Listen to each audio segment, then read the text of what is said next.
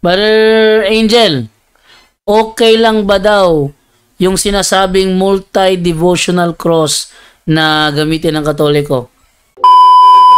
Magandang araw po mga kapuntos, at sa araw na ito po meron po akong tampok na video para sa inyo at sana ay magustuhan ninyo. Kaya sa mga bago pa po sa aming channel, please po don't forget to hit the subscribe button at ang notification bell para maging notified kayo sa bawat video na ilalabas ko sa channel na ito. At bilang kahilingan po ng punto por punto timot naway maintindihan po ninyo, sana po wag nyo pong i-skip yung mga ads sa aming mga video. Sa maliit na bagay na po na yan, malaking tulong po yan sa ating programa at sa ating ministry. Sana po maunawaan po ninyo. Maraming salamat po, kaya wag na po natin patagalin. Simulan na po natin.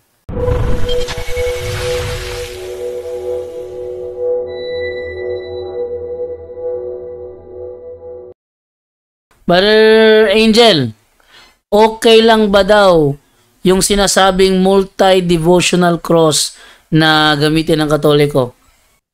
Anong cross yun? Multi-devotional cross, okay lang ba daw gamitin yun?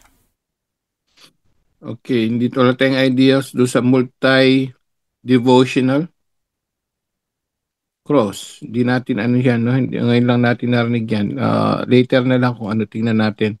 Kasi delikado. Kukuha ko picture ito, kukuha ko picture. Tignan mo. Kasi meron dito kasi, yan, wait lang ha, download ko muna to ha. Para maano natin kung okay ba ito. Ay, wait lang. Maliit eh. Palakihin ko na lang. Ito, browser. Chrome. Wait lang. Ito. Ayan. Angel. Multi-devotional cross? Oh, multi-devotional cross. Okay lang ba daw yan?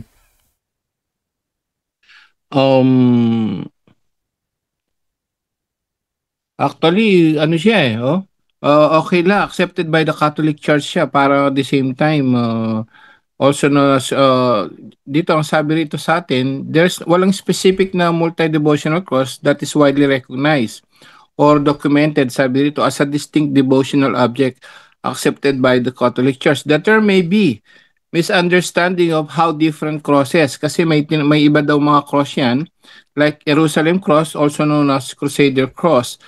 Naku, hindi siya no? Walang possible interpretation, symbolism, or single cross. Wala siya nakalagay na there's no such thing. There's no specific multi-devotional cross. Medyo delikado yan, no? Hindi natin alam. May alam ka ba dyan dito? Sabi rito, walang ganon. There's no such things as multi-devotional cross, sabi ng Catholic Answers natin. No? Possible interpretation, many crosses already serve multiple devotional purposes. Symbolisms. For example, cross, primary symbol of Christ's sacrifice. So, may Jerusalem cross. So, pagdating sa multi-devotional cross na yan, no comment ang ano dyan, ang Catholic Answer dyan. So, di ko alam kung Bro Romer, mayroon ka bang ano dyan o Bro Wendell? So far, walang sagot ang Catholic Answer na it was accepted Bro by the Wendell. Baka ba anas Bro Wendell dyan? Bro Wendell? Mga roon daw tayo dito, only yung mga crucifixes, yan, cross, but yung multi-devotional, ibig sabihin marami. Pag multi, ayan napakarami niya. Sa isang cross, ang ginawa niya, pinagsama-sama niya yung iba't ibang devotional image. Ano daw masabi sabi ni Mark Rowelan? Bro, paano yung nakita ko na post na binibless ni Father yung logo ng Freemason? Ano masabi mo doon, Brother Wendell? Nakita mo yon? Yes. Nakita ko yon. At nagtanong ako kay Father Dennis dahil ang naturang pari na nag-bless sa Leyte yan. Oh. Nagtanong ako kay Father Dennis Ruiz sa Agustinian noong na may nag-forward sa kanya, tinawagan o kino-communicate umano niya. So, ang prior din sa Agustinian, ang naturang pari, tinawag din.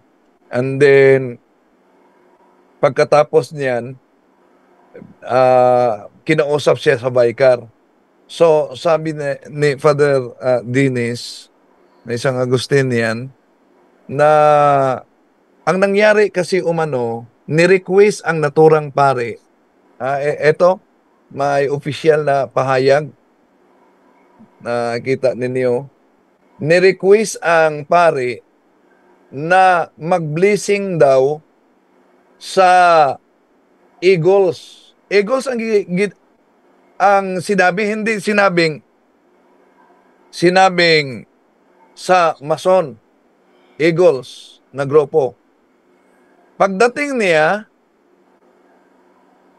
sa Mason umano. At di na siya maka-atras dahil yung ilang mga benefactor sa kanya, sa kanilang parokya, nandun din. Kaya nag-bless siya, yun, ginamit din sa grupo ng Mason, talagang pinahamak ang pare, no? Nitong grupo ng Mason. Dahil nilagay ang kaniyang larawan at nag-viral yan. Kaya ito ang opisyal na pahayag na may lagda sa kanilang superior, and then kasalukuyang isinailalim muna ang naturang pare sa nandito. Nakapos yan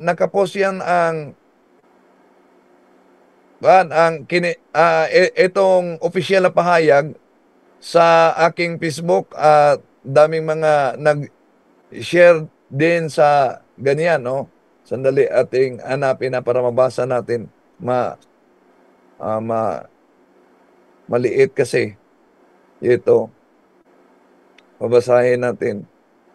Ito pala, no? Very Reverend Father Luigi Kers Bamer, Prior Provincial, no? Sinabi nito, inilabas ito September 1, with the humble hearts, in the spirit of truth and clarity that characterizes our Augustinian tradition, the Provincial Council of the Province of St. Nicholas de Tolentino, Order of the Discalced Augustinian, addresses a matter of grave concern that has merely come to our attention through social media reports. Reverend Father Libby Danios, OED, one of our pioneering religious who has served faithfully in our binanggit dito kung ano ang nangyari, no? At bakit ganyan ang kumalat na larawan. So, may aksyon na ginawa dito ang Prior Provincial kaugnay kay Father Libby Danios. Balik sa inyo, Brad Jando.